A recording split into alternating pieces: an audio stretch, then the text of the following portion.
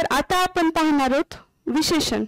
आता तुम्हाला नाम सर्वनाम समजलेलं आहे, तर आता आपण विशेषण बघणार आहोत। आणि हे विशेषण केव्हा समजेल तर तुम्हाला नाम आणि सर्वनाम व्यवस्थित ओळखता येत असतील, जे की समजले तुम्हाला, तर तुम्हाला विशेषण समजणार आहे। म्हणून मी तुम्हाला स्टार्टिंगला सांगितले की प्रत्येक प्रकार हा व्यवस्थित अभ्यासा, जेणेकरून तुम्हाला पुढे जर त्याबद्दलची माहिती आली तर ती सांगता यायला पाहिजे आणि तो पॉइंट ओळखता आला पाहिजे। ठीक आहे, तर आता जर तुम्हाला नाम आणि सर्वनाम छान प्रकारे येत असेल तर हे विशेषण हा प्रकार तुम्हाला समजणार आहे। तर बघा, आता यावरचे मी 2-3 एक्झाम्पल देणार आहे, ते व्यवस्थित वाचून घ्यायचे पहिल्यांदा। ठीक आहे, तर बघा, आता पुढील शब्दांच्या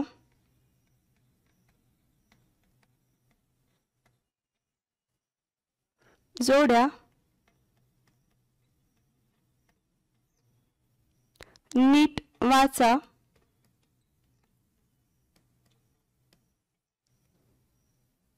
व ठळक किंवा अधोरेखित घ्यायचं व अधोरेखित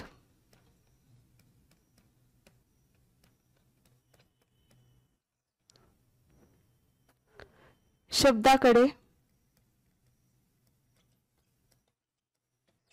लक्ष द्या। ही आहे तुम्हाला दिलेली सूचना। आता वाक्य व्यवस्थित बघायचेत। पहिलं वाक्य आहे, भव्य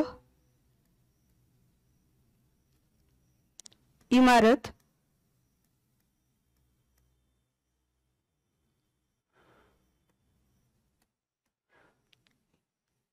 यातला अधोरेखित केलेला शब्द आहे भव्य। दुसरं वाक्य आहे, उंच पर्वत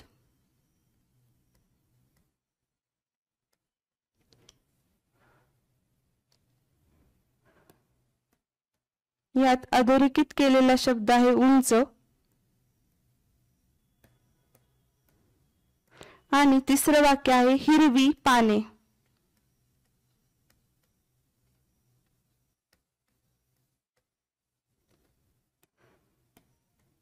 आणि यातील अधोरेखित केलेला शब्द आहे हिरवी।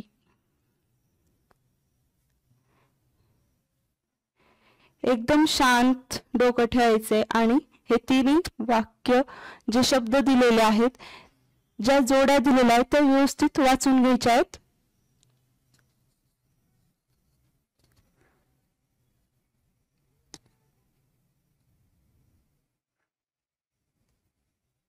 सगळ्यांचं वाचून झालं असेल तर बघा, आता हे जे 3 वाक्य आहेत याच तुम्हाला काहीतरी प्रत्येक वाक्याचे एक वैशिष्ट्य आहे बघा, आणि ते तुम्हाला वाचल्यानंतर समजते। बघा, आता पहिली जी शब्दांची जोडी आहे भव्य इमारत,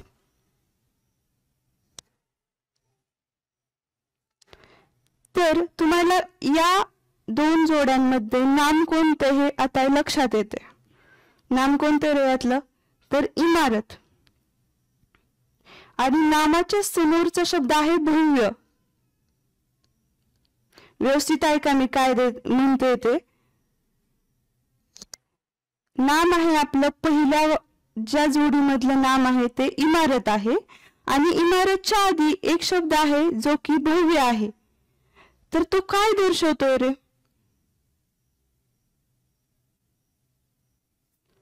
तर बघा, या इमारत या शब्दाबद्दल काहीतरी अधिक माहिती सांगतोय। कोणता शब्द तर हा भव्य शब्द।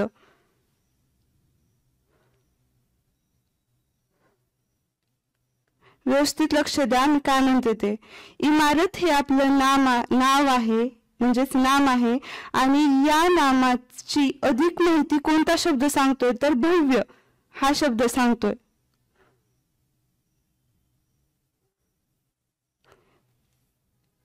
तर तुम्हाला एकदम छान प्रकारे समजण्यासाठी मी बघा काहीतरी क्वेश्चन विचारते आणि त्या क्वेश्चन वरती तुम्हाला समजून जाईल की भव्य ही कशी अधिकची माहिती सांगतोय.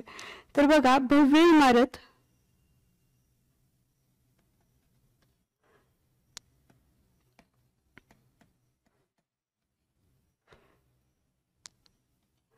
तर आता आपण असं म्हणू शकतो की इमारत कशी आहे. इमारत कशी आहे. कशी आहे रे. तर यावरून आपण सांगू शकतो की इमारत भव्य आहे.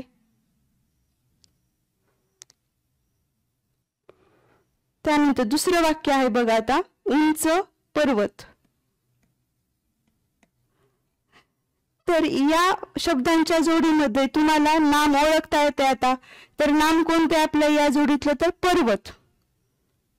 आणि या नामाबद्दल आपण एक प्रश्न विचारू शकतो की पर्वत केवढा आहे. पर्वत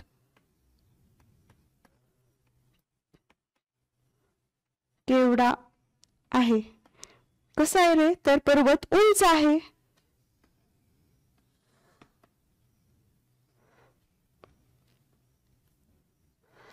आणि तिसरं वाक्य आहे बघा, हिरवी पाने.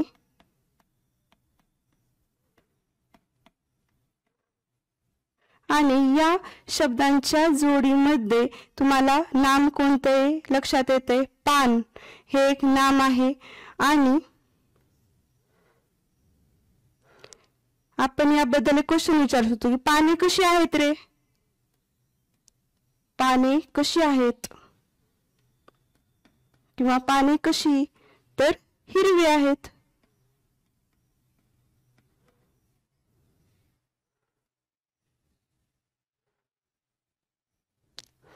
तर यावरून तुम्हाला काय लक्षात येते रे.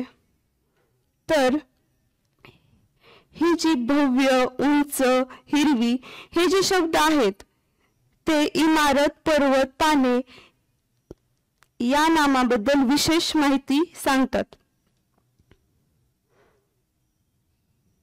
इमारत कशी आहे तर भव्य आहे. पर्वत केवढा आहे तर उंच आहे.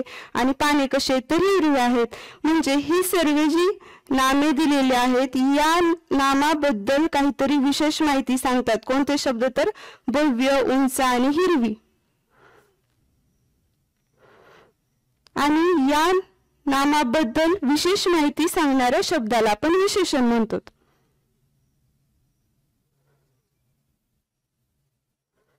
लक्षात येते तर लिहून घ्या. आता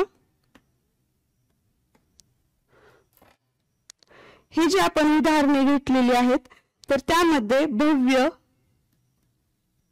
उंच, हिरवी,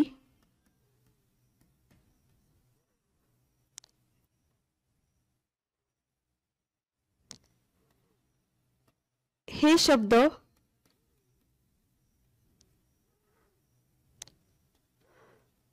इमारत, पर्वत, पाने या नामाबद्दल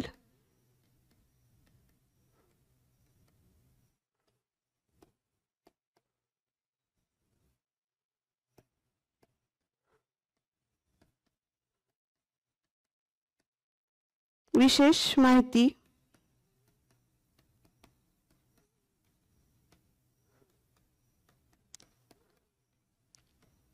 सांगतात.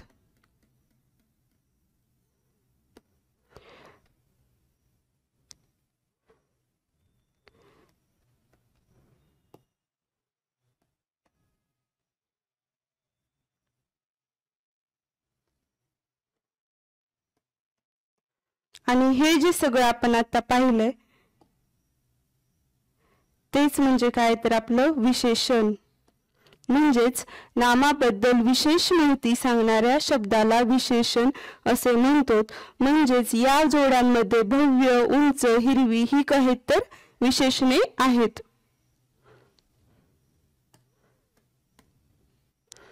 तर सर्वांनी लिहून घ्या. सर्वनाम आणि त्यामध्ये लिहून घ्या नामाबद्दल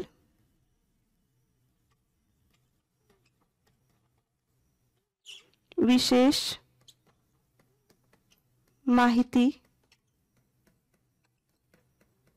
सांगणाऱ्या शब्दाला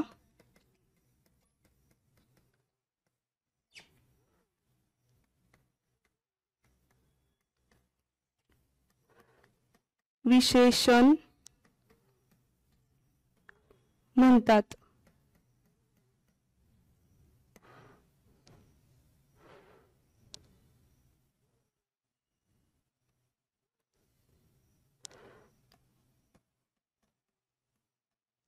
वरील शब्दांच्या जोड्यांतील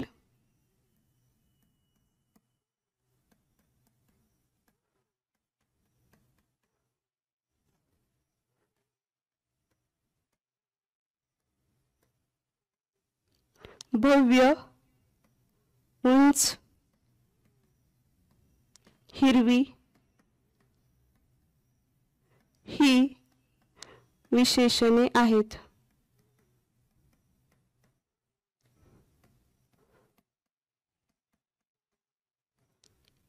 तर आता तुम्हाला समजलेलं असेल.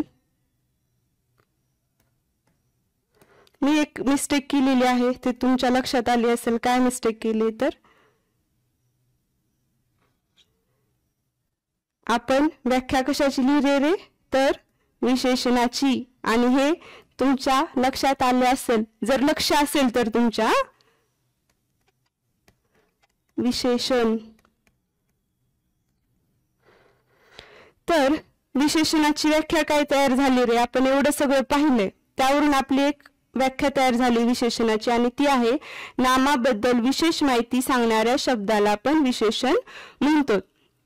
तर तुम्हाला आता विशेषण म्हणजे काय, त्याची उदाहरणे तर आपण पाहिलेलीच आहेत, तर सगळं समजलेलं असेल. ठीक आहे. तर असे जर वाक्य आले तुमच्या परीक्षेला, तर तुम्हाला त्यातले विशेषणे ओळखा असं सांगितलं, तर तुम्हाला आता विशेषण ओळखता येतील. आणि असेच विशेषणाबद्दल तुमच्या पुस्तकामध्ये सरावासाठी प्रश्न दिलेले आहेत, ते सर्वांनी सोडून घ्यायचे आहेत, जे की आपल्या नाम सर्वनाम यांसारखीच आहेत, फक्त यामध्ये आपल्याला विशेषण ओळखायचे आहेत. ठीक आहे. तर आपल्या मराठी मीडियमच्या 5वी स्कॉलरशिपच्या बुकमध्ये पेज नंबर 30 वरती सरावासाठी प्रश्न दिलेले आहेत विशेषणाचे, तर ते सर्वांनी सोडून घ्यायचे आहेत. आणि इंग्लिश मीडियमला विशेषण नाहीये, तरी पण त्या विद्यार्थ्यांनी सर्वांनी लक्षात ठेवायचे, आणि सैनिकी शाळा प्रवेश परीक्षा या सर्व विद्यार्थ्यांनी हे पॉइंट लक्षात ठेवायचे, जे की त्यांच्यासाठी एक एक्स्ट्रा नॉलेज असणार आहे. आणि जर यावरती जर क्वेश्चन आला चुकून एखादा, तर तुम्हाला तो एकदम छान प्रकारे सुटेल. तर मराठी मीडियमच्या विद्यार्थ्यांनी सरावासाठी जे प्रश्न दिलेले ते सर्व सोडून घ्यायचे आहेत.